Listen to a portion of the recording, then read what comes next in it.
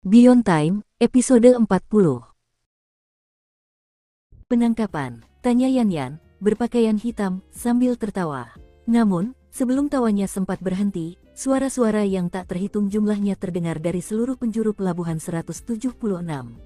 Baik, Wakil Direktur. Bersamaan dengan suara-suara itu, sejumlah sosok muncul di pelabuhan, lebih dari 1.000 orang, menghalangi semua pintu masuk dan keluar. Kau pikir sekelompok kultivator kondensasi Ki bisa menghentikanku? Tanya Yan Yan. Bagaimana kalau kubunuh beberapa saja agar kau bisa lihat apa yang bisa kulakukan? Matanya berkilat penuh niat membunuh saat ia menyalakan api kehidupannya. 3 di antaranya menyala terang, meletus dengan kekuatan saat ia terbang ke udara dan melesat ke arah para polisi divisi kejahatan kekerasan terdekat. Melihatnya dengan dingin, Su King mengangkat tinggi medali identitasnya dan berkata, "Saya, Wakil Direktur Su King dari Divisi Kejahatan Kekerasan, dengan ini meminta agar formasi mantra Agung Sekte mengunci wilayah udara di atas pelabuhan 176 dan mencegah semua kultivator non-sekte terbang." Saat kata-kata itu keluar dari mulutnya, sebuah bel berbunyi, suaranya bergema ke kiri dan ke kanan saat kekuatan formasi 7 mata darah memenuhi pelabuhan 176. Wajah Yan Yan berubah ketika kekuatan formasi itu menyapu dirinya, memaksanya jatuh ke tanah dan menyebabkan api kehidupannya berkobar liar. "Dasar tega," geramnya. Meskipun tekanan yang menderanya, niat membunuh di matanya tidak mereda. Malah, semakin kuat seiring amarahnya membara. Su King tidak berbohong. Alasan Yan Yan bisa mengamuk tanpa kehadirannya adalah karena rantai komando selalu dijunjung tinggi di Seven Blue Ties. Kecuali jika suatu masalah dilaporkan secara resmi kepada atasan, anggota yang berpangkat lebih tinggi tidak akan melakukan apapun. Begitulah aturan di Seven Blue Ties, dan hanya ada sedikit pengecualian. Menatap Yan Yan dengan amarah dingin, Su King melanjutkan, "Larang semua kultivator non-sekte di pelabuhan 176, cegah mereka menyalakan lebih dari satu api kehidupan." Dia sebenarnya tidak perlu berbuat banyak untuk menghadapi perempuan muda ini. Mengingat otoritasnya di Divisi Kejahatan Kekerasan, dan statusnya sebagai pejabat eselon, pada dasarnya dia adalah penegak hukum. Salah satu alasannya melakukan hal ini adalah karena terlalu banyak mata yang tertuju padanya saat ini, dan dia tidak ingin mengungkapkan rahasianya. Saat kata-kata itu keluar dari mulutnya, formasi 7 mata darah bergemuruh, dan kekuatan tak terlihat menyelimuti pelabuhan. Wajah Yan Yan berubah drastis saat api kehidupan ketiganya langsung padam. Sesaat kemudian, api keduanya juga padam. Adapun api kehidupannya yang tersisa, yang pertama, tekanan yang membebaninya menciptakan serangan balik yang kuat hingga darah menyembur keluar dari mulutnya. Urat-urat di dahinya menonjol, ia memelototi Su King dengan niat membunuh yang membara. Ia tampak seperti akan meledak karena amarah yang membara. Akhirnya, Su King bertindak. Dengan menyembunyikan lampu kehidupannya di balik bayangannya, ia menyalakan kedua api kehidupannya dan memasuki kondisi cahaya yang mendalam. Bergerak dengan kecepatan yang mengejutkan, ia menembus udara dan muncul tepat di depan Yan Yan. Kemudian, ia menamparkan sisi wajahnya. Sebuah ledakan terdengar saat ia menabrak gedung di dekatnya, wajahnya sudah bengkak. Ia juga batuk seteguk darah, yang di dalamnya terdapat segenggam gigi. Su King melangkah maju, tepat di depannya lagi. Ia menghentakkan kaki. Cahaya berkilauan muncul di sekelilingnya, sumbernya adalah liontin di lehernya. Liontin itu adalah benda pertahanan yang menciptakan perisai di sekelilingnya, dan kaki Su King mendarat dengan bunyi, boom. Yan Yan melompat berdiri, raut wajahnya garang dan matanya dipenuhi kegilaan. Lalu ia merobek liontin di lehernya. Dengan suara dingin, Su King berkata, "Cegah semua kultivator non-sekte di pelabuhan 176 menggunakan segala jenis perangkat sihir atau harta sihir." Sekali lagi, formasi mantra itu mulai hidup. Perisai pertahanan Yan Yan runtuh. Ia berdarah deras dan rambutnya acak-acakan, namun ia menatap tajam ke arah Su King dan berkata, "Kalau kau mampu, lawan aku dengan adil." "Bodoh." Su King melesat maju dan menamparnya lagi. Ia terlempar ke samping, lebih banyak gigi berterbangan dari mulutnya. Setelah menegakkan tubuhnya, ia mengeluarkan selembar batu giok dan menghancurkannya, menyebabkan kekuatan teleportasinya meningkat pesat. "Cegah semua kultivator non-sekte berteleportasi keluar dari pelabuhan 176, kata Su King dengan tenang. Sekali lagi, kekuatan menyambar formasi 7 mata darah, menghancurkan semua teleportasi. Mata Yan Yan membara karena amarah dan rasa malu, dan ia hendak mengatakan sesuatu lebih lanjut ketika Su King kembali melangkah ke arahnya dan menamparnya. Sebuah ledakan terdengar saat Yan Yan batuk darah seperti orang gila. Ia tampak lemah, namun ekspresinya tak kalah ganas dari sebelumnya. Malahan, sepertinya ia lebih baik mati daripada menyerah. Su King menatapnya dalam-dalam. Aturan pribadinya adalah membunuh siapapun yang bisa menjadi ancaman baginya. Tapi dia juga bukan orang bodoh. Jika dia melakukannya di depan semua saksi ini, itu akan menyebabkan lebih banyak masalah dan bahaya bagi dirinya sendiri. Dengan kata lain, membunuhnya sekarang adalah kebodohan belaka. Mengendalikan hasrat membunuhnya, ia memukul puncak kepala wanita itu. Darah mengucur dari mulutnya saat api kehidupan terakhirnya padam, lalu ia pun tak sadarkan diri. Luka-lukanya hampir sama dengan semua murid yang telah ia kalahkan. Setelah itu, Su King mengulurkan tangannya dan mencengkeram rambutnya. Bawakan aku beberapa belenggu Dharma. Banyak polisi dari divisi kejahatan kekerasan berlari ke arahnya. Polisi pertama yang tiba mengeluarkan sepasang borgol yang kemudian dipasangkannya di lengan Yan Yan. Beberapa saat kemudian, mata Yan Yan terbuka dan ia melolong marah, menyebabkan belenggu Dharma runtuh. Kemudian ia tertawa terbahak-bahak. Aku tidak akan melupakan ini, Su King. Tidak ada yang berani memperlakukanku sekasar ini. Kau yang pertama. Dengan wajah tanpa ekspresi, Su King melangkah maju dan menamparnya sekali lagi. Bunyi gedebuk terdengar saat kepalanya membentur tanah, dan dia pingsan lagi. Pasang 10 belenggu Dharma padanya, kata Su King dengan tenang. Belenggu-belenggu ini dirancang khusus untuk digunakan oleh para kultivator pendirian yayasan non-sekte. 2 di antaranya dapat memadamkan 1 nyala api kehidupan, sementara 10 dapat sepenuhnya meniadakan kekuatan 3 nyala api kehidupan. Itu adalah belenggu yang sama yang digunakan Direktur Lama Violent Crimes saat menangkap anggota Night Dove. Tak lama kemudian, 10 belenggu telah dipasang pada Yan Yan. Kurung dia di biro surgawi, kata Su King. Tanpa perintah dariku, jangan bebaskan dia. Polisi di sekitarnya menyeret Yan Yan pergi. Saat itu, sebuah suara bergema di pelabuhan 176. Saudara muda Su King, bisakah kau bersikap lebih lunak? Su King mendongak dan melihat Yang Mulia kedua terbang ke arahnya. Jejak mantra pembatas yang masih tersisa bisa dideteksi, jelas Yan Yan telah mengikatnya, membuatnya mustahil untuk ikut campur. Salam kenal, Yang Mulia, kata Su King, menggenggam tangan dengan hormat.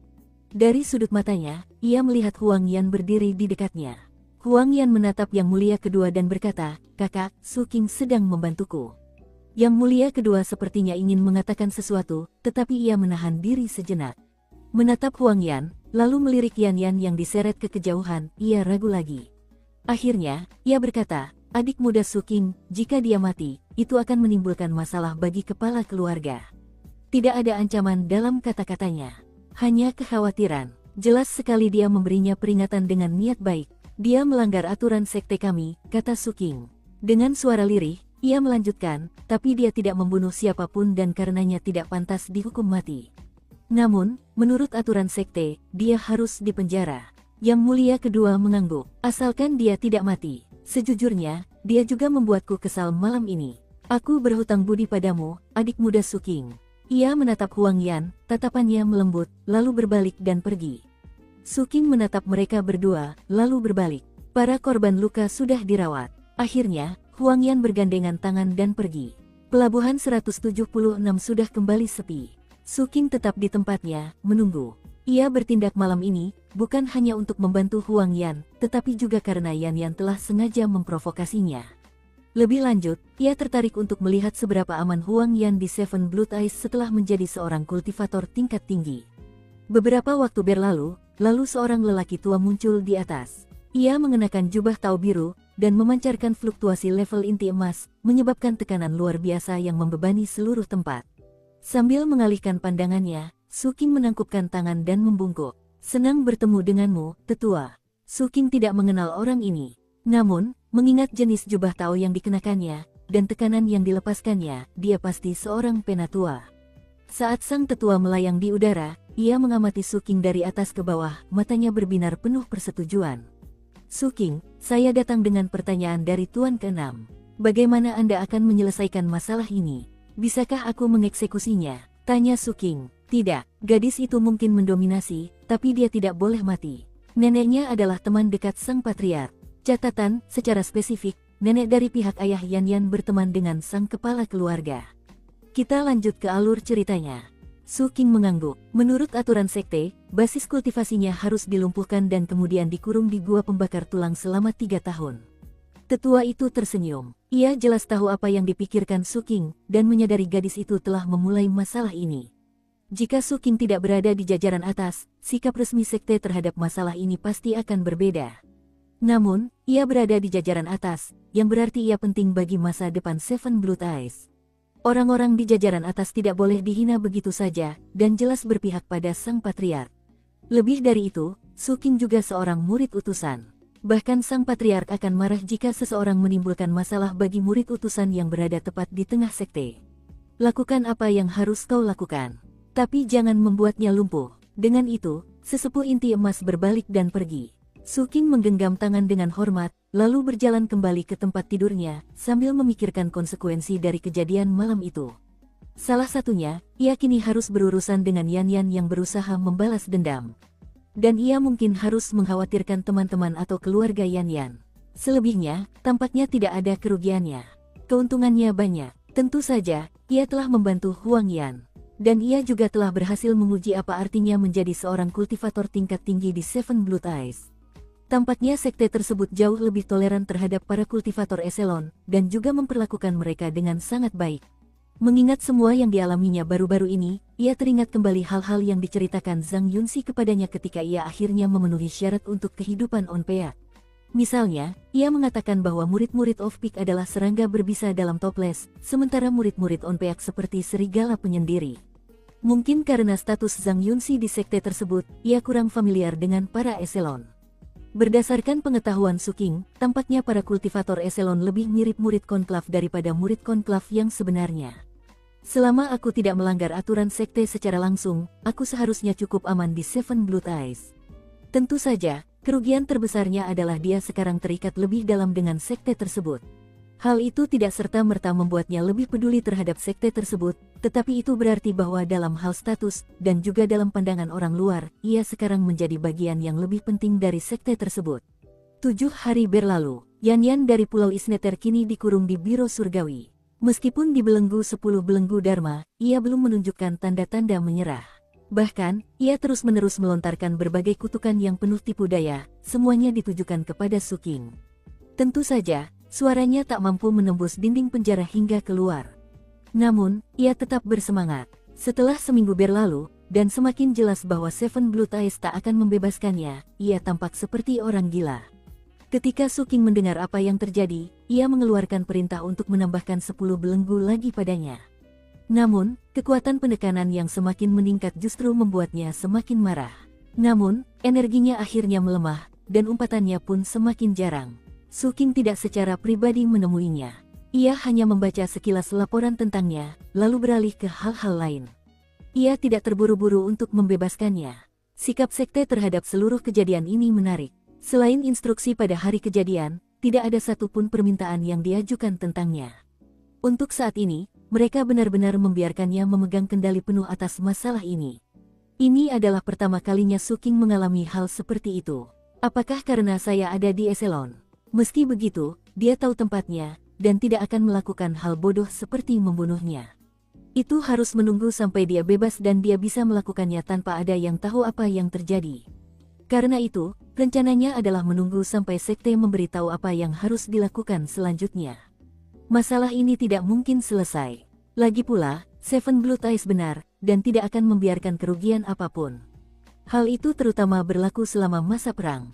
Su Qing yakin dengan penilaian itu, yang harus dilakukannya hanyalah mempertahankan status quo untuk menyampaikan bahwa ia setuju dengan sekte tersebut. Selama seminggu yang berlalu, Su Qing harus menjalankan tugas murid utusan 2 kali dengan menyambut delegasi dari spesies lain ke dalam sekte. Ia semakin terkenal, meskipun bukan karena statusnya sebagai murid utusan. Ada kalanya para perempuan non-manusia yang berkunjung secara khusus meminta kapten untuk membawa Su Qing agar mereka bisa melihatnya. Dan setiap kali, mereka terkesima melihat betapa menakjubkannya sosoknya. Spesies memang berbeda dalam penampilan fisik, tetapi semua orang tahu bahwa manusia pernah menjadi penguasa Revered Ancient. Meskipun jumlah spesies manusia telah menurun sejak saat itu, kesan abadi yang ditinggalkan manusia terhadap estetika dan preferensi makhluk non-manusia masih membekas. Karena itu, tas penyimpanan Su Qing penuh dengan hadiah. Ding Sue dan Bu Muking sangat menyadari hal itu, dan mengawasi semuanya dengan saksama. Pengaturan murid utusan awalnya membuat Su Qing kesal, tetapi sekarang ia mulai menyukainya mengingat betapa berharganya semua hadiah itu.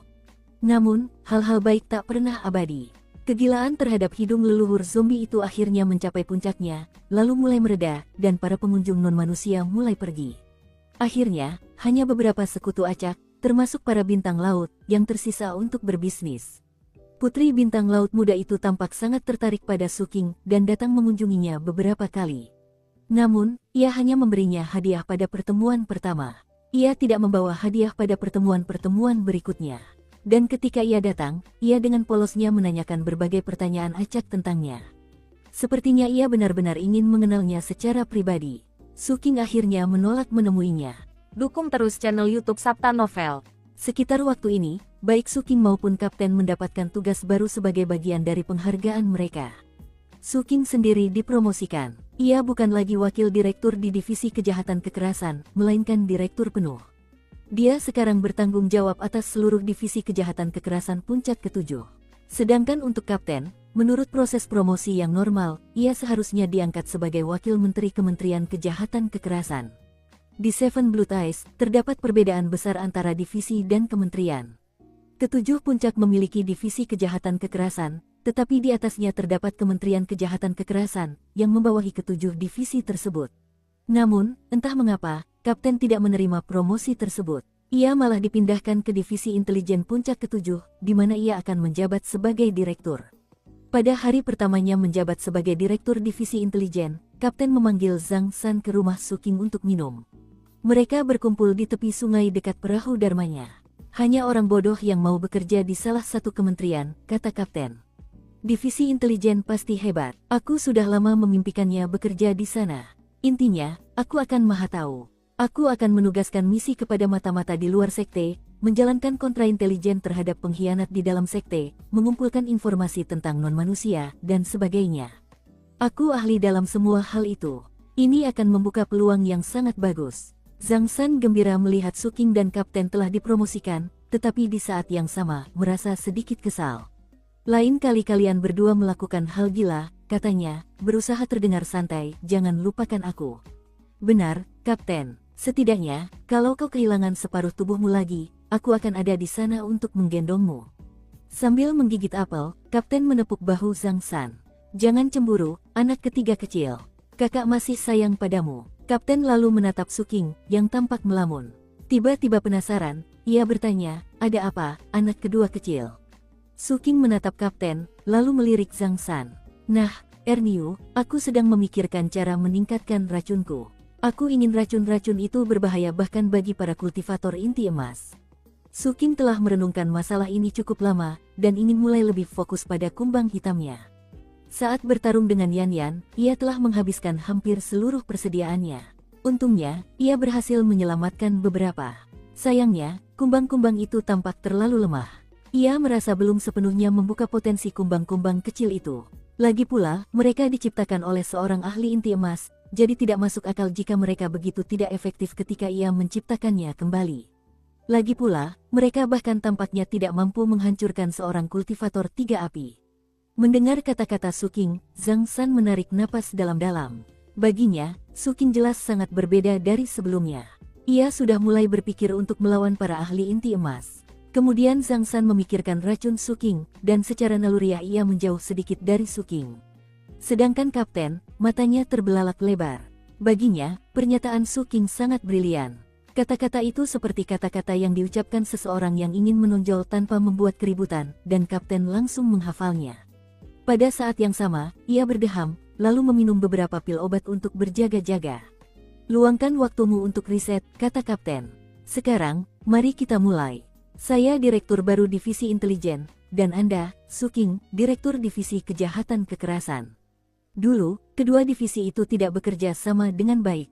Tapi sekarang, kita adalah satu keluarga besar. Aku punya rencana yang sedang kususun, dan fakta bahwa kita menjalankan kedua divisi itu sangat mendukung. Kita harus mencapai sesuatu yang sangat besar, dan melakukannya sebelum perang berakhir. Kita harus memanfaatkan posisi kita di departemen kita untuk mendominasi puncak ke-7. Kita harus membuat semua orang berhenti berpikir bahwa mereka membutuhkan para penguasa puncak untuk segalanya. Dengan begitu, begitu orang tua itu dan yang lainnya kembali dari perang, mereka tidak akan bisa berbuat apa-apa terhadap kita. Setidaknya tidak dalam waktu dekat. Kita berdua harus menjadi kultivator sejati dan mencapai hal-hal besar. Su King sedikit mengernyit. Kapten, aku berencana untuk mengasingkan diri untuk meneliti racun. Meneliti racun butuh biaya, bukan? Tanya Kapten. Saya punya banyak uang, kata Su King sambil menggelengkan kepalanya. Kapten jelas belum siap menyerah. Sambil mengeluarkan sebuah apel, ia melanjutkan, bukankah kau butuh orang untuk bereksperimen? Kau selalu mencari subjek uji, kan? Saya punya banyak, kata Su King sambil menggelengkan kepalanya. Kapten mulai merasa sedikit putus asa melihat betapa sulitnya menipu Su King. Su King jelas tidak seperti dulu, ketika Kapten bisa dengan mudah menipunya. Pikiran Kapten berpacu saat ia mencoba memikirkan ide yang lebih baik untuk menyeret Su King ke dalam rencananya, ketika mata Su King tiba-tiba berbinar. Ia baru saja memikirkan cara hebat untuk meningkatkan kemampuan kumbang hitamnya. Sambil berdiri, ia berkata, Kapten, Kakak Zhang San, saya harus pergi dulu, kita bertemu lagi nanti. Sambil berjabat tangan dan membungkuk, ia bergegas menaiki perahu Dharmaskifnya. Begitu berada di dalam kabin, ia mengaktifkan pertahanan, duduk bersila, dan mengeluarkan sejumlah besar tanaman obat, serta sebotol kumbang hitamnya. Kemudian ia mulai bekerja sesuai ide yang baru saja terlintas di benaknya.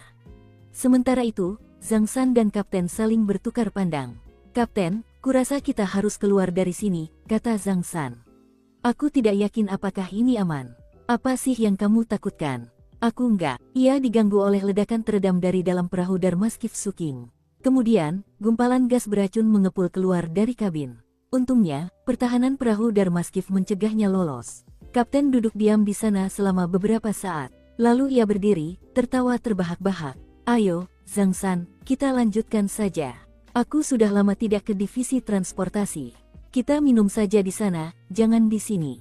Zhang San berdiri, dan mereka berdua bergegas pergi. Tidak lama setelah mereka pergi, lebih banyak ledakan terdengar dari kabin. Kumbang hitam adalah satu-satunya yang dimiliki Su King yang dapat menjadi ancaman bagi para kultivator inti emas. Ia berharap kumbang hitam akan menjadi kartu truf, tetapi ternyata mengecewakan dalam pertarungannya dengan Yan Yan. Ia bekerja sepanjang malam, menggunakan berbagai macam tanaman obat dan elemen racun untuk mencoba mengkatalisis potensi kumbang tersebut. Tidak ada yang benar-benar berhasil, meskipun daging gurita inti emas tampaknya membuat kumbang hitam sedikit lebih kuat. Jika satu-satunya cara untuk meningkatkan mereka adalah dengan memberi mereka makan daging dan darah inti emas, maka mereka tidak berguna. Mereka tidak bisa melukai para ahli inti emas, dan hanya bisa makan, tidak menyerang. Tidak berguna. Aku butuh sesuatu yang bisa kugunakan sebagai kartu truf untuk mengancam musuh inti emas. Meskipun begitu, kurasa itu karena aku belum menjelajahi arah yang benar. Setelah itu, ia mengeluarkan buku kuno pemberian Grandmaster Bai. Ia selalu menghargai buku itu, dan telah mempelajarinya berkali-kali. Bahkan, halaman-halamannya sudah sangat usang sehingga banyak yang mulai terkoyak, memaksanya untuk sangat berhati-hati saat membolak-baliknya. Buku itu adalah hadiah dari Grandmaster Bai, dan merupakan pengingat fisik betapa bersyukurnya ia kepada gurunya. Grandmaster Bai adalah guru sejati pertamanya. Ia telah memperkenalkan Su King pada dao tumbuhan dan vegetasi, yang membawanya pada eksplorasi dao racun, yang keduanya sangat penting baginya. Tanpa Grandmaster Bai, Su King tidak akan tahu apapun tentang tumbuhan dan vegetasi, dan tidak akan memiliki racunnya, yang merupakan salah satu aset terbesarnya. Aku ingin tahu bagaimana kabar Grandmaster Bai sekarang, gumamnya. Setelah mencapai tahap pendirian yayasan, Su King telah mencari Grandmaster Bai. Namun, sang Grandmaster selalu bepergian, dan hanya tinggal di tanah Valet untuk waktu yang singkat. Menyeret dirinya keluar dari ingatannya, Su King mulai membolak-balik naskah pengobatan, berharap menemukan sesuatu yang dapat membangkitkan inspirasi. Grandmaster Bai pernah menyebutkan bahwa meskipun dao alkimia dan dao serangga tampak berbeda, keduanya dibangun di atas fondasi yang sama, dan sebenarnya saling melengkapi. Akhirnya, satu deskripsi tanaman obat tertentu menarik perhatiannya. Bunga lili duri senja, gumamnya, tampak berpikir. Itu adalah tanaman obat yang disukai binatang buas, tetapi umumnya tidak berguna bagi para pembudidaya. Ketika binatang yang tidak cerdas memakannya, mereka akan memperoleh sedikit kecerdasan. Mereka juga merupakan bahan utama dalam pil pengubah bentuk. Ini mungkin berhasil. Su King meninggalkan perahu dharmanya dan pergi ke salah satu toko obat di Pelabuhan 176. Tentu saja, ia menarik banyak perhatian ketika masuk. Penjaga toko dengan hormat bertanya apa yang bisa ia bantu, lalu segera menyiapkan barang-barang yang diminta Su King. Tak lama kemudian, Suking pergi sambil membawa sekantong obat, tampak sedikit menyesal. Barang-barang ini mahal. Ia tidak hanya memiliki bunga lili duri senja. Ia juga memiliki berbagai macam tanaman obat yang dibutuhkan untuk beternak hewan, serta berbagai macam tanaman beracun. Ada yang murah, ada pula yang mahal. Suking tidak akan membiarkan dirinya mengkhawatirkan uang. Ia benar-benar membutuhkan sesuatu yang bisa menjadi ancaman bagi seorang kultivator inti emas. Kembali ke Dharmaskifnya, ia mulai melakukan lebih banyak penelitian dan eksperimen. 7 hari lagi berlalu. Saat itu, semua divisi di Seven Blood Eyes sedang gelisah. Hal itu karena Chen Erniu, direktur baru divisi intelijen, memprioritaskan pemberantasan para pengkhianat di sekte tersebut. Divisi patroli menyediakan kekuatan, dan semua divisi lainnya diwajibkan melakukan audit menyeluruh terhadap semua anggota mereka, bahkan mereka yang berada di tingkat pendirian yayasan. Tiba-tiba, Kapten tampak seperti anjing liar. Namun, statusnya begitu tinggi sehingga semua murid lainnya terpaksa tunduk dan tunduk pada penyelidikan. Selama 7 hari berikutnya, Suking membeli lebih banyak tanaman obat untuk diuji cobakan. Akhirnya, ia mengidentifikasi 7 jenis tanaman yang dapat merangsang pertumbuhan kumbang hitam. Namun, itu pun belum cukup. Suking akhirnya menyadari bahwa jika ia ingin membesarkan kumbang hitam ini, dan sekaligus membuat mereka lebih kuat, ia perlu memberi mereka makan daging. Untungnya, selama saya menambahkan tanaman obat yang tepat ke dalam makanan, saya tidak perlu memberi mereka daging gold core. Mata Suking bersinar terang saat dia melangkah keluar menuju malam dan menuju blok sel di Biro Surgawi. Ketika Kapten bertanya apakah ia punya cukup orang untuk bereksperimen, Suking menjawab ia punya banyak. Dan yang ada di pikirannya saat itu adalah para narapidana itu. Orang-orang yang dikurung di penjara itu adalah mereka yang bersalah atas kejahatan paling mengerikan. Misalnya, para penjahat Night Dove di penjara di sana. Para narapidana tersebut terdiri dari banyak kultivator pendirian yayasan, dan terdiri dari manusia dan non-manusia. Sayang sekali Violent Crimes tidak punya tahanan Gold Core. Kalau ada kesempatan, aku harus menangkap beberapa. Hanya memikirkan melakukan sesuatu yang berani saja sudah membuat jantungnya berdetak lebih cepat.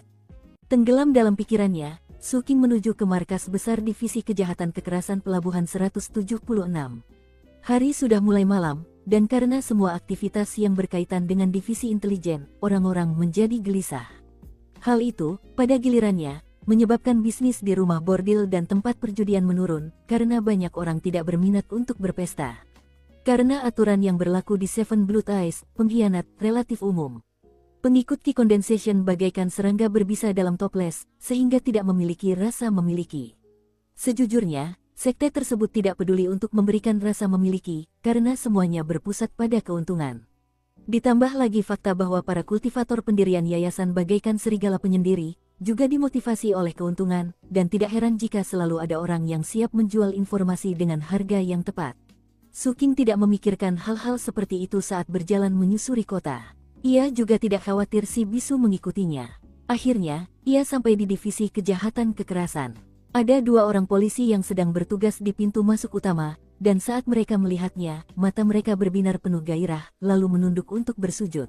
Senang bertemu denganmu, Direktur. Bagi mereka, Suking sudah menjadi semacam legenda. Ia awalnya adalah seorang polisi biasa di divisi kejahatan kekerasan, tetapi dengan cepat meroket. Ia mencapai tahap pendirian fondasi dalam setahun, hanya butuh beberapa bulan untuk menyalakan api kehidupan pertamanya, dan dalam waktu kurang dari 2 tahun, sudah menjadi kultivator 2 api. Lalu, ada peristiwa spektakuler dengan para Sea Zombie. Ialah yang telah menghancurkan putri junior dari Pulau Isneter, yang kini dikurung di Biro Surgawi. Karena itulah, Suking kini menjadi objek kekaguman di antara banyak murid. Dengan ekspresi yang sama seperti sebelumnya, Suking mengangguk ke arah polisi lalu langsung menuju ke blok sel bawah tanah. Semua tahanan dikurung bersama, termasuk mereka yang berada di kondensasi ki dan pembentukan fondasi, serta para kultivator khusus lainnya. Ada lebih dari 100 sel, dengan formasi mantra pembatas yang terpasang di jeruji besi mereka. Suasananya sangat buruk, lingkungan bawah tanah menciptakan bau busuk yang menyengat, yang bercampur dengan bau feses dan urin, sehingga memicu keinginan untuk muntah. Sebagian besar sel diisi oleh penjahat non-manusia, dan tidak satu pun dari mereka yang ditangkap Suking secara pribadi. Lagi pula, Suking biasanya tidak menangkap orang. Ia mengambil kepala mereka. Ia langsung menarik perhatian para kultivator non-manusia begitu ia melangkah masuk. Beberapa memamerkan gigi, beberapa tersenyum ramah, beberapa meludahinya, dan beberapa bersiul kasar kepadanya. Mereka sama sekali tidak takut padanya. Terkurung di sini, jauh dari cahaya matahari, mereka tidak takut mati. Di tengah teriakan itu, Su King mendeteksi suara Yan Yan berpakaian hitam di kejauhan. Su King, kau akan mati dengan mengerikan. Begitu aku keluar dari sini, aku akan mengiris jantungmu dan memakannya tepat di depanmu. Wajah Su King tetap tanpa ekspresi saat ia mengabaikan para kultivator non-manusia, dan malah berbalik ke arah si bisu. Apapun yang kau dengar, jangan masuk dan menggangguku. Si bisu mengangguk, dan polisi lainnya yang bertugas jaga tiba-tiba tampak sangat muram. Tanpa sepatah kata pun, Su King menutup pintu utama. Saat itu terjadi, suasana menjadi semakin riuh. Jadi, itu cowok feminin. Hahaha, aku suka banget yang kayak gitu. Aku langsung bergairah cuma ngeliatnya. Kemarilah, manusia kecil. Aku ingin dipijat. Yayasan pendirian. Gila, kalau kau punya kemampuan, bunuh saja aku. Jangan dengarkan mereka, senior. Bantu aku, Pak. Aku tahu rahasia besar. Sementara itu, Yan Yan mencengkeram jeruji selnya, mengabaikan bagaimana formasi mantra itu menyebabkannya berdesis dan berasap. Dengan mata penuh kegilaan, ia memelototi Su King dan tertawa terbahak-bahak. Su King, aku sudah mengutukmu 273.856 kali. Su King mengamati sel-sel di sekitarnya hingga tatapannya tertuju pada seorang kultivator berkepala kambing yang sedang menggoyangkan pinggulnya dengan penuh arti. Kultivator berkepala kambing itu adalah anggota Night Dove. Jelas bukan manusia, ia berbulu hitam, dan tampaknya berada di level pendirian fondasi. Basis kultivasinya telah disegel, tetapi ia memiliki kekuatan hidup yang kuat. Melihat Su King menatapnya, ia menjilat bibirnya. Aku, oh ya, ayo, pilih aku. Aku sudah makan cukup banyak manusia selama bertahun-tahun. Mengingat betapa cantiknya dirimu, aku penasaran bagaimana rasanya. Hahaha, Su King mengangguk dan melambaikan tangan kanannya. Seketika, formasi mantra penjara aktif, membuka pintu sel, melilit kultivator berkepala kambing itu, dan menyeretnya keluar. Saat makhluk non-manusia itu melayang di udara, ia tertawa terbahak-bahak, matanya berkilat gila. Lalu, tepat saat ia hendak mengatakan sesuatu, Su King melambaikan tangannya lagi, menyemburkan bubuk racun yang menyelimuti kultivator berkepala kambing itu dan meresap ke dalam tubuhnya. Racun, kau bercanda, bodoh. Aku tidak. Tiba-tiba, ia mengejang, lalu mengejang lagi. Seringai ganas muncul di wajahnya. Rasanya luar biasa. Su King mengamatinya sejenak, memperhatikan kultivator berkepala kambing itu bergerak semakin cepat. Kemudian, darah mulai merembes keluar dari mata, telinga, hidung, dan mulutnya. Akhirnya, Su King mengeluarkan sebotol kumbang hitam dan melepaskan beberapa di antaranya. Kumbang-kumbang itu menyerbu ke arah kultivator berkepala kambing dan melubangi kulitnya. Rasa sakit itu membuat mata kultivator itu memerah, tetapi raut wajahnya yang gila tetap sama. Namun, jauh di dalam matanya, terpancar sedikit ketakutan. Sesaat kemudian, ia mulai layu. Kumbang-kumbang hitam beterbangan darinya, yang ditangkap Su King dan diamatinya dengan saksama. Akhirnya, kultivator berkepala kambing itu jatuh ke tanah, gemetar. Namun, kegilaan di wajahnya tetap ada.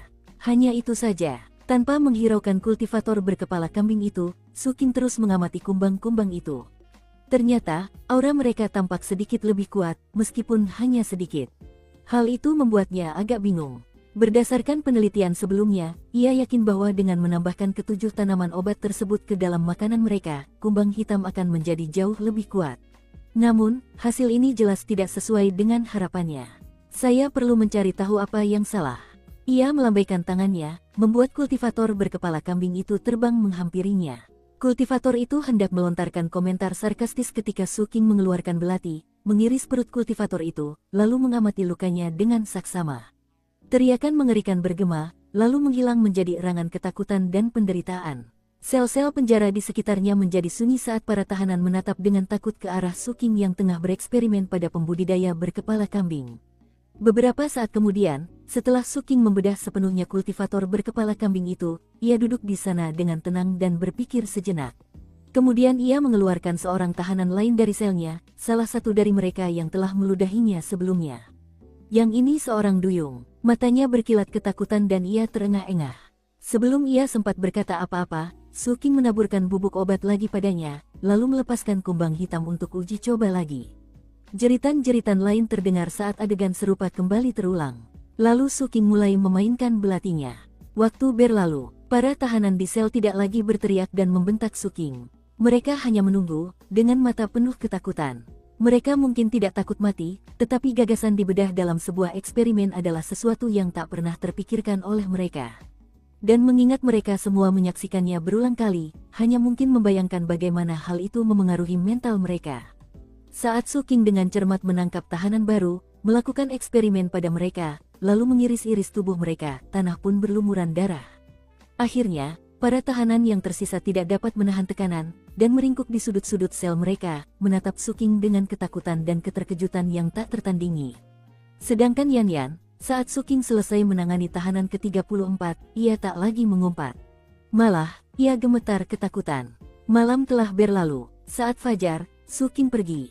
Dia telah belajar banyak, dan sekarang punya banyak ide. Setelah dia pergi, para polisi divisi kejahatan kekerasan kembali ke blok sel, wajah mereka pucat pasi. Tampak seperti tempat pembantaian berdarah. Setelah bertukar pandang, mereka memutuskan untuk tidak membersihkannya. Lagi pula, para tahanan non-manusia ini tidak pantas mendapatkan belas kasihan mereka. Setiap orang dari mereka telah membunuh banyak orang tak berdosa. Memperkosa dan menjarah adalah sumber penghidupan mereka, dan mereka sangat brutal terhadap manusia. Beberapa dari mereka bahkan menahan tahanan manusia hanya untuk dimakan. Bahkan, mereka sudah ditakdirkan untuk mati. Kapanpun sekte membutuhkan umpan meriam, tahanan seperti ini akan menjadi yang pertama turun ke medan perang.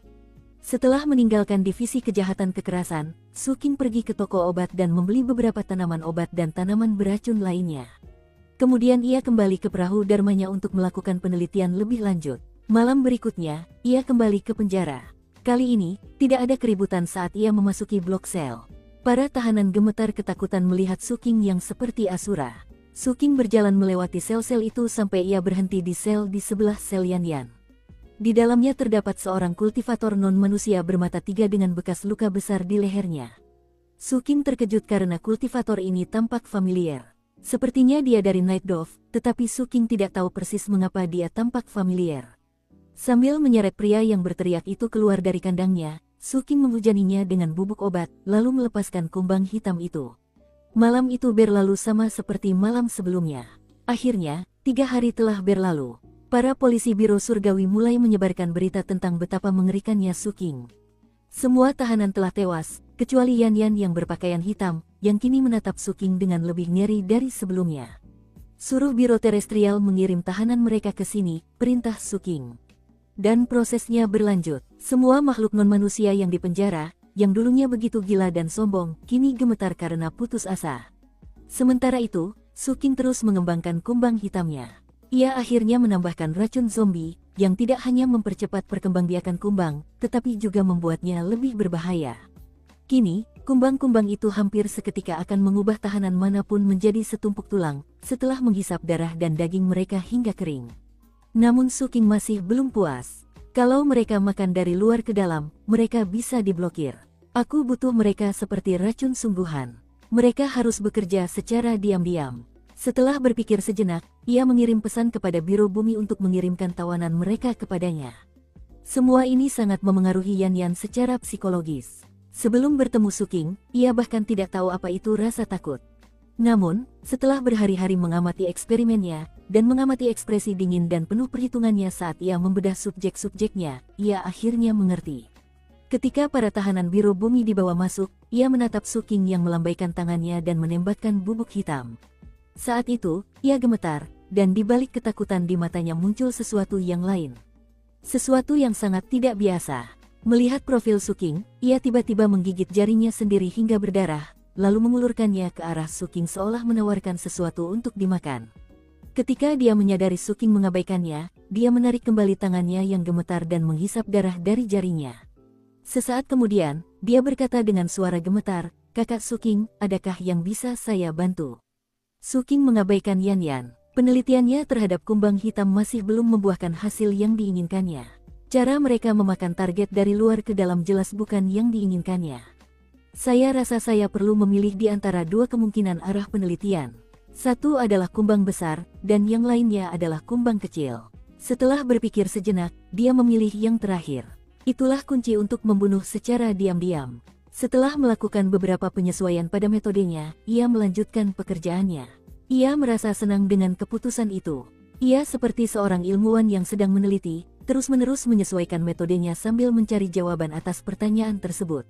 Selain racun zombie, ia menambahkan jenis racun lain yang telah ia ciptakan selama 2 tahun terakhir. Meskipun racun-racun itu tampak biasa saja, ketika dimakan oleh kumbang, racun-racun itu memberi kumbang kemampuan yang kuat untuk melawan racun. Jika ini berhasil, aku akan menciptakan jenis racun baru yang benar-benar unik. Racun hidup, dibandingkan dengan semua racun lain yang telah ia ciptakan, racun ini jelas lebih unggul. Tentu saja, seiring berjalannya waktu, Su King menghabiskan batu roh seperti orang gila, dan itu tidak membuatnya senang. Ia telah membeli banyak tanaman obat dalam usahanya, termasuk beberapa yang sangat mahal. Akhirnya, ia fokus pada tanaman beracun, yang ia berikan kepada kumbang hitam kecil. Di saat yang sama, eksperimennya yang terus-menerus memungkinkannya mengidentifikasi tanaman tertentu yang menyebabkan kumbang hitam mengecil. Sayangnya, metodenya tidak sempurna. Karena ia harus terus-menerus menyesuaikan dosis, ia juga terus-menerus membutuhkan subjek untuk bereksperimen. Semua tahanan biro bumi telah mati, dan Su King merasa para tahanan biro surga tidak akan mampu membantunya bertahan lama. Hal itu membuat frustrasi, karena ia sedang mencapai titik kritis dalam prosesnya. Aku bertanya-tanya apakah aku harus pergi ke laut. Setelah berpikir sejenak, dia mengurungkan niatnya dan malah mengeluarkan medali identitasnya untuk mengemban beberapa misi untuk divisi kejahatan kekerasan. Tak lama kemudian, para polisi di divisi kejahatan kekerasan Seven Peak menjadi gila di distrik pelabuhan, menangkap orang di mana-mana. Para penjahat yang masih berada di distrik pelabuhan ketakutan setengah mati. Hampir dalam semalam, banyak penjahat yang tertangkap, yang mengakibatkan distrik pelabuhan tiba-tiba menjadi tempat yang jauh lebih aman. Melihat kinerja Su King yang baik, Kapten, yang tak mau kalah, mengerahkan divisi intelijen untuk memberantas para pengkhianat. Ketika menyangkut orang-orang kecil yang tidak berbuat banyak, Kapten hanya menghukum dan memberi peringatan. Ia lebih tertarik pada orang-orang besar. Namun, sebagai hasilnya, distrik pelabuhan benar-benar menjadi tempat yang tertib. Dalam sekejap, Su King dan Kapten menjadi semakin terkenal. Konon, Kapten terkenal seperti anjing gila, sementara Su King, iblis. Tersiar kabar bahwa dia menggunakan para penjahat untuk eksperimen, dan karena itu, Su King jauh lebih ditakuti daripada Kapten. Meskipun demikian, Su King masih belum selesai dengan eksperimennya, sehingga ia mengarahkan pandangannya ke divisi kejahatan kekerasan dari puncak sekte lainnya. Sayangnya, kebanyakan dari mereka menolak untuk bekerja sama. Hanya divisi kejahatan kekerasan puncak pertama yang bersedia mengirim beberapa tahanan kepadanya. Karena itu, Su King akhirnya harus mengirim bawahannya ke distrik lain untuk mencari penjahat. Beroperasi di luar yurisdiksi umumnya dianggap tabu, tetapi Su King tidak bisa mengkhawatirkannya. Melihat Su King keluar dari yurisdiksinya, Kapten memutuskan untuk melakukan hal yang sama. Karena itu, divisi intelijen dan divisi kejahatan kekerasan di 6 puncak lainnya mulai merasa terganggu, dan dengan demikian memulai kegiatan serupa. Seluruh Seven Blood Eyes kini terjerumus dalam semangat kompetisi. Setengah bulan berlalu, dan pasukan utama Seven Blood Eyes akhirnya mencapai pulau utama Sea Zombie. Akhir perang semakin dekat. Pada saat itu, divisi intelijen dan divisi kejahatan kekerasan akhirnya mulai tenang. Alasan utamanya adalah Su King akhirnya memutuskan bahwa ia memiliki cukup banyak tahanan untuk diajak bekerja sama. Mengenai penelitiannya dengan kumbang hitam, ia telah mencapai titik di mana ia sekarang memberi mereka bolus hitam. Kini, alih-alih sebotol kumbang, ia memiliki 5 botol. Setiap botol berisi cairan hitam, tetapi sebenarnya berisi sekumpulan kumbang kecil. Kumbang-kumbang ini bahkan lebih kecil daripada kumbang asli yang diperoleh Su King.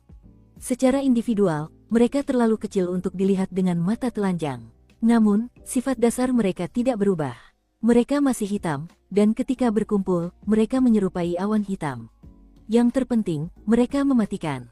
Setelah banyak pengujian, Su King memastikan bahwa mereka akan berkembang biak di dalam tubuh korban, lalu memakannya dari dalam keluar. Selama proses tersebut, mereka akan melepaskan sejumlah besar mutagen dan racun. Mereka sangat sulit disingkirkan karena begitu masuk ke dalam tubuh seseorang, mereka akan menggali jauh ke dalam tulangnya. Faktanya, Su King yakin bahwa, jika dia menggunakan kumbang ini saat bertarung dengan Yan Yan, dia akan mati kesakitan dalam hitungan beberapa saat saja. Dengan aset seperti ini, Su King merasa yakin bahwa ia dapat menjadi ancaman bagi seorang kultivator inti emas. Sayangnya, ia tidak memiliki tahanan inti emas untuk bereksperimen, jadi ia tidak bisa sepenuhnya yakin seberapa efektif kumbang tersebut. Namun, Suking sangat senang karena menghabiskan begitu banyak uang untuk tanaman obat menghasilkan hasil seperti ini. Saya yakin kumbang hitam kecil ini bisa berkembang lebih jauh lagi. Saya harap suatu hari nanti saya bisa menemukan kultivator gold core untuk menguji kumbang saya. Matanya berkilat dingin saat memikirkan hal itu, karena dia tahu bahwa melakukan hal itu berarti mempertaruhkan nyawanya. Suking juga telah memberikan sebagian darahnya kepada kumbang kecil itu, yang memungkinkannya mengendalikannya secara langsung. Kumbang-kumbang itu akan meracuni lawan, tetapi Suking telah meracuni kumbang-kumbang itu. Kumbang-kumbang itu perlu sesekali menghisap sedikit darahnya, kalau tidak mereka akan mati dengan tragis. Karena itu, meskipun kumbang-kumbang itu tidak terlalu cerdas, mereka secara naluriah akan melindungi Suking. Lagi pula, jika Suking tidak selamat, mereka pun tidak akan selamat. Kumbang-kumbang itu juga perlu memakan tanaman obat dan beracun dalam jumlah besar. Hal itu sangat menguras keuangan Suking. Sebelumnya, ia merasa cukup kaya, tetapi sekarang, tak lama lagi ia akan bangkrut. Meski begitu, dia telah menemukan aset lain dalam semua ini, yaitu Yan-Yan. Ia tidak lagi mengutuknya, dan malah duduk diam di blok sel di Biro Surgawi. Ketika tahanan baru datang untuk Suking sebagai bahan eksperimen, ia akan mengawasinya, dan tatapan aneh di matanya semakin intens. Dalam beberapa kesempatan, dia menawarkan bantuan pada Suking, dan jelas dari ekspresinya bahwa dia serius. Suking tidak yakin apa yang harus dilakukan. Bagaimanapun, seiring berkurangnya batu rohnya, ia mulai semakin gugup. Zhang San masih membutuhkan lebih banyak waktu untuk mengembangkan pelabuhan mereka sepenuhnya, sehingga masih butuh waktu sebelum Suking mendapatkan bagian keuntungan. Hal itu membuat Suking berpikir tentang perangkat sihir yang hanya diserap sebagian oleh prajurit Vajra Emas. Yang tersisa adalah perangkat sihir yang rusak, dan sekarang Suking mempertimbangkan untuk menjualnya di pasar gelap. Akan tetapi, saat ia tengah mempertimbangkan kemungkinan itu, sebuah kepingan giok merah terang terbang dari medan perang ke divisi intelijen puncak ke-7. Ketika sebuah slip giok berwarna merah, itu menandakan bahwa slip tersebut berisi informasi tentang masalah mendesak. Hanya para penguasa puncak yang bisa mengirim pesan seperti itu, dan bahkan ketika pesan itu dikirim dari medan perang yang jauh, pesan tersebut akan tiba di sekte hanya beberapa saat kemudian.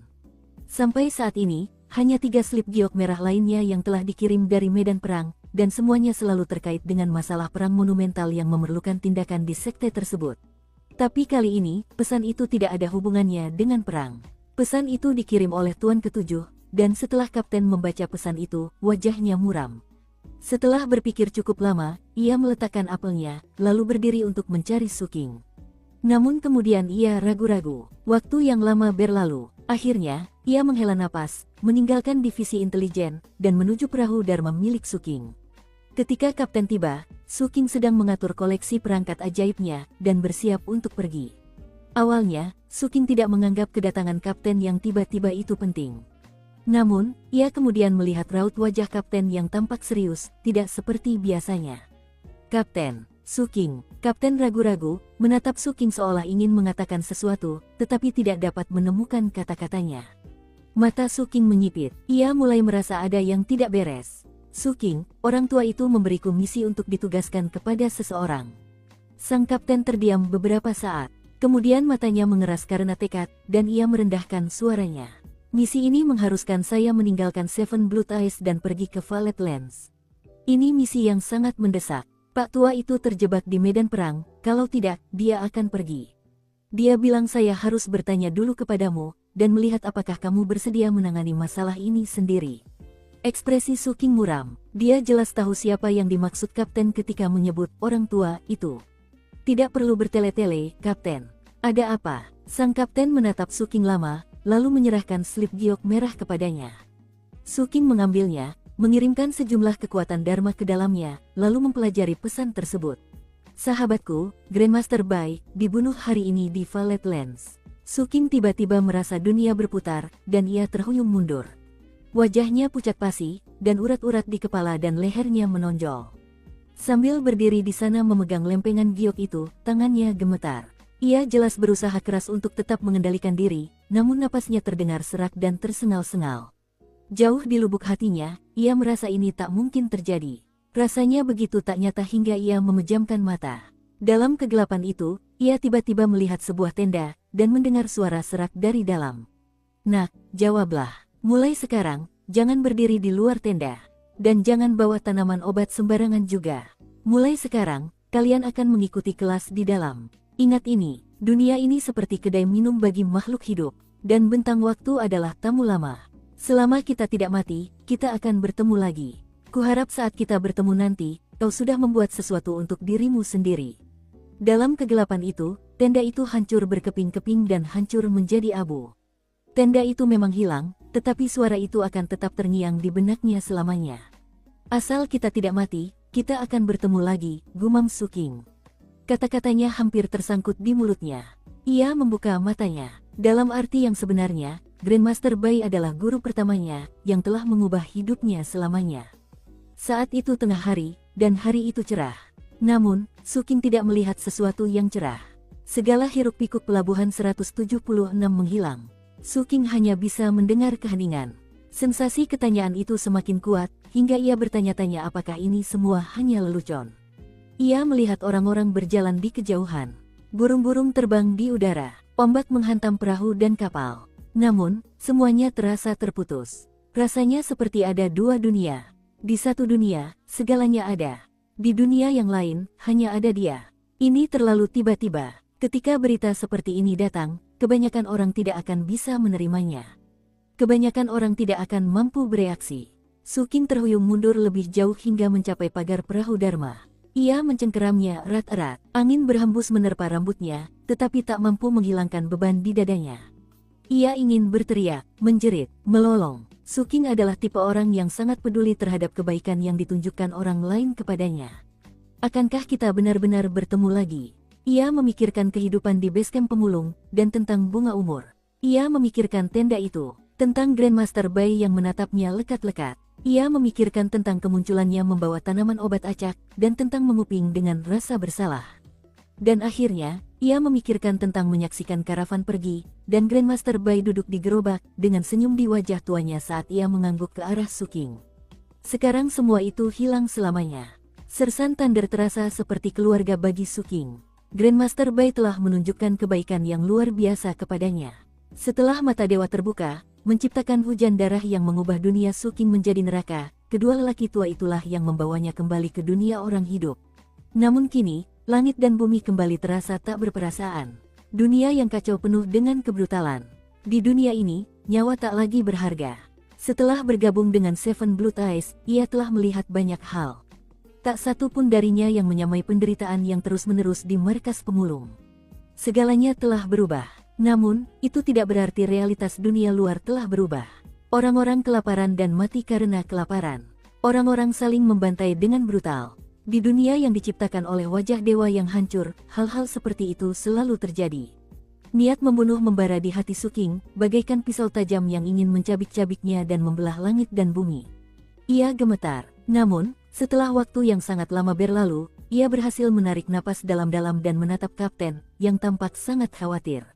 Ketika Suking berbicara, suaranya serak dan sangat pelan.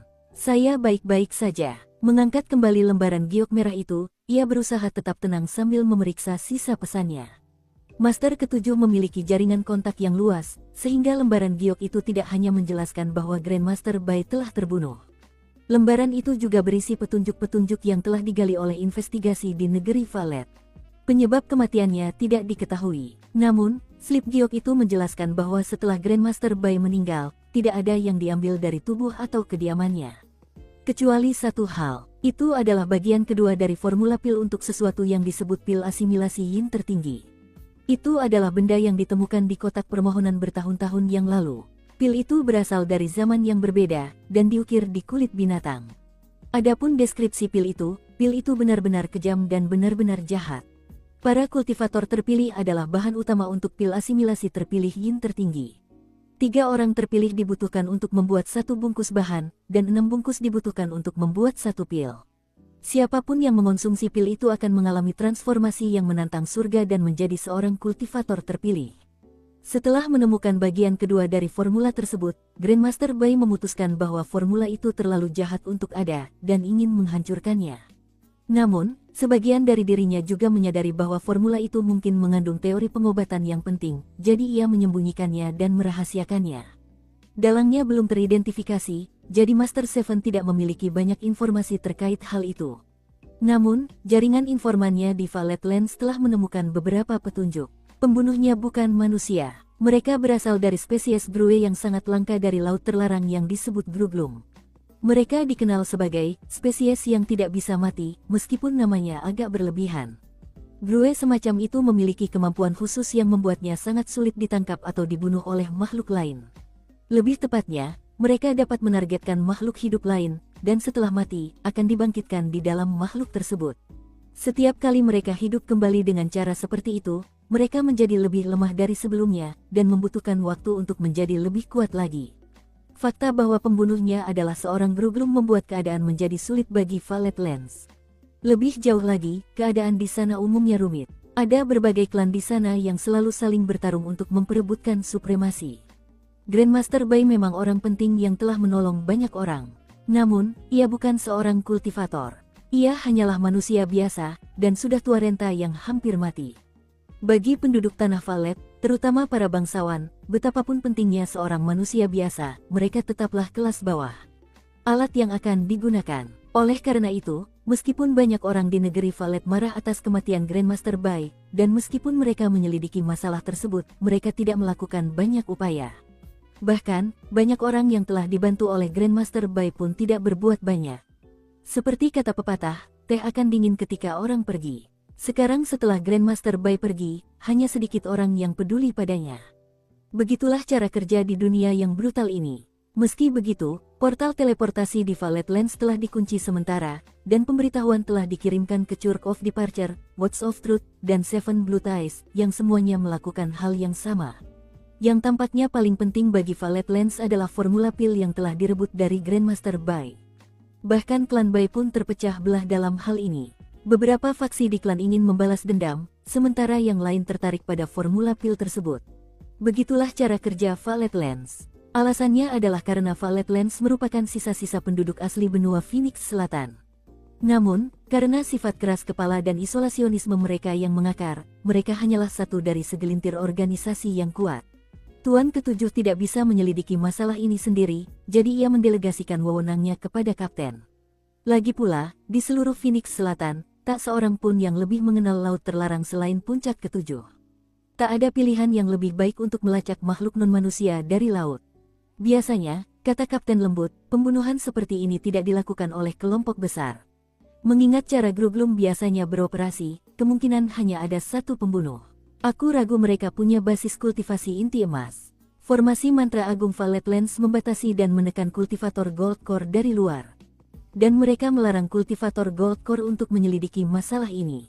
Namun, formasi tersebut tidak terlalu memperhatikan pembentukan fondasi. Jika aku pergi, aku akan mulai dengan mencari mutagen dengan aura laut terlarang. Dikombinasikan dengan penggunaan perangkat sihir khusus, seharusnya hanya butuh sedikit waktu untuk menemukan pembunuhnya. Meskipun begitu, tidak ada yang tahu berapa lama Violet Lands akan terkunci. Lagi pula, ada banyak klan di sana, dan klan Bai hanyalah salah satunya. Aku akan pergi, kata Su King pelan. Suaranya tak mengandung sedikit pun emosi. Namun, sang kapten bisa merasakan ada ledakan emosi yang sedang terjadi dalam dirinya. Su King, aku sudah memasang portal teleportasi di sana yang bisa kau gunakan untuk kembali ke sini dengan mudah. Temukan pembunuhnya dan bawa dia kembali. Ingat, orang-orang menyewa pembunuh karena suaranya melemah. Intinya, kita harus mencari tahu siapa pelaku sebenarnya. Su King melayang ke udara, mengambil perahu dharmanya, lalu terbang menuju portal teleportasi sekte. Portal teleportasi hampir terkunci, tetapi dengan slip giok dari Master Ketujuh, ia akan dapat meninggalkan sekte tersebut. Hatinya dipenuhi kecemasan sekaligus hasrat membunuh, dan keduanya menyatu menjadi sesuatu yang sangat berat. Hal itu, pada gilirannya, membuatnya bergerak dengan tergesa-gesa. Siapapun di ibu kota Seven Blue Ties yang melihatnya melaju kencang merasa cemas. Ia segera tiba, dan tanpa ragu, melangkah ke salah satu portal teleportasi.